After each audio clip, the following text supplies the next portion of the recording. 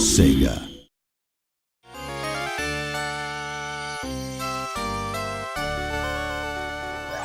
When I was thinking about what people remember fondly about the game, at the time, I think it was enjoying the thrills and getting the timing right when they played it. I think enjoying the game world and experiencing the fantasy world of Disney were a big part of it too. What they'll see in the 2013 version will be nothing like the old game in some sense, but I'm hoping that players can relive the same emotions when they play it. It's taking something that was very iconic in the 16-bit era and thinking, well, how can we take something that was really special, really worked well, was one of the most iconic games of its time, and actually try and explore that in new ways with the technology. And you have to be very mindful of what made the original so successful and why people loved it, and try and bring that forward without it being just, literally a one-for-one remake. There were a lot of unique games at the time in terms of graphics or the general atmosphere of the game. Even among those, this game made an impression that still lasts. And now it's being remade. The fact that we're bringing back something nostalgic that people remember fondly as a game they enjoyed years ago, to me, is the epitome of Disney.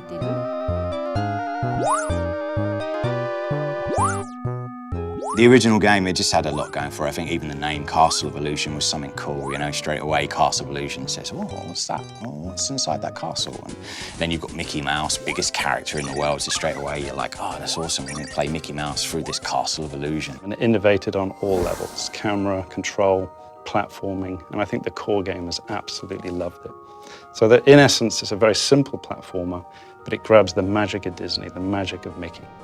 It was my first time making a game, so I came up with ideas I thought might be interesting and things I thought would help flesh out the fantasy world without being hesitant about how difficult or unconventional they might be. In that sense, I think that helped us make a unique game. First, the animation was unique in that it used a remarkable number of frames in the animation for its time. We tried to use as many techniques from film animation as we could. Also, we put a lot of energy into the backgrounds for its time, packing in as much as we could given the memory constraints. I think both efforts paid off in terms of the game's graphic quality. A Disney animation is always moving, from beginning to end. At the time we were making our game, if you didn't do something on the controller, nothing would move at all. So we thought, if we want to bring Disney animations to life, we need things moving on the screen all the time. These days you see it in almost all games, but at the time, we were one of the first games where your character would move even when you're not doing anything. The amount of memory or VRAM that we had to work with at the time was really tiny. You need memory to make good, rich animations, but the way VRAM had been used prior to that point wasn't very well suited for animations like that. So we worked with the programmers to rebuild the system from the ground up to let us focus more on the animations.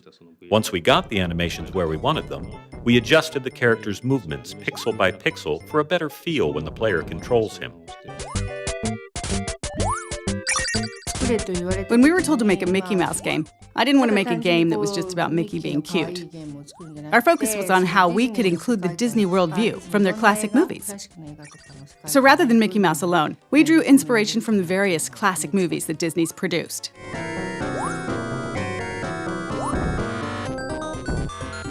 Games at the time were 8-bit or 16-bit, so there wasn't really a lot of room to work with.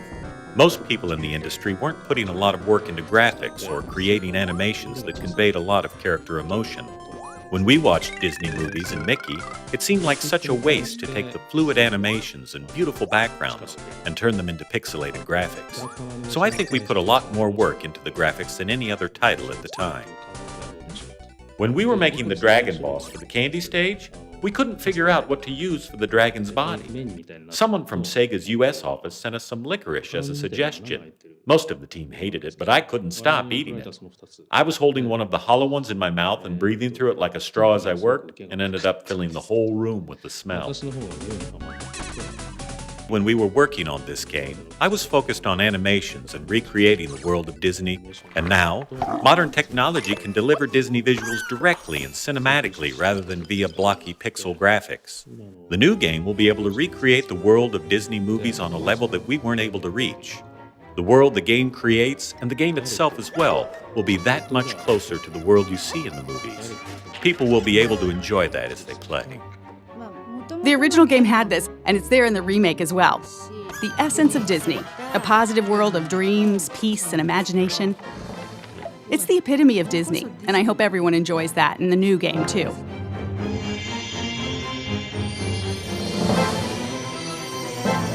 We're very fortunate to be still working with the original producer of the game. I don't think many other studios have ever had that opportunity. Sega actually approached us about this a number of times, so I've seen prototypes and ideas from other developers as well. But with SSA's prototype, it took me back to when I was working on the original game. It reminded me of things I was feeling at the time, or what was going through my head as I was working on it. That's a wonderful thing, and it made me really want to work with them. The prototype we delivered was actually to be presented to the producer of the original game. There is nothing like that as a goal to motivate a team and then to fly a lot of that team over to Japan and present live. I myself was quite nervous. I've heard that the producer was very tough, very talented. She did the original game. We were there in the meeting, everything was quiet. She walks in, everybody's very nervous. It went phenomenally well. She was happy, she was laughing, she enjoyed what we did to Mickey. For us to change the mechanics, we have to be very cautious. We can't steer too far away from the feel of Mickey, and we can't go too retro, because there were technology constraints in those days on what you could do with Mickey. So we've analyzed the feel of Mickey, the jump heights, the inertia, the turn, on the edge of a cliff, and we've been able to just knock it out of the park, all the animations, and now we're challenged by the feel of Mickey. So we feel we can move from the retro to retro plus. We can do more of what I think the gamers in those days would have loved because of our technology. It's more lifelike, it's more fun. The lighting effects are taken into the account, the candlelight in the background. So all of a sudden the personality, the core pillar of the game, Mickey, is brought to life. And that's something that we really want to do with Castle of Illusion, is try and modernize Mickey, but put him in the context of what we had before in the original game. And our challenge then is to try and improve the animations, the look and feel of Mickey, the characters around Mickey, the environments that he's in, and even the music score is a massive part of that whole Disney package. Primarily, we're able to do a lot more with the sound effects, the mixing, the environmental effects. I mean, these are all things that we come to expect without realizing it.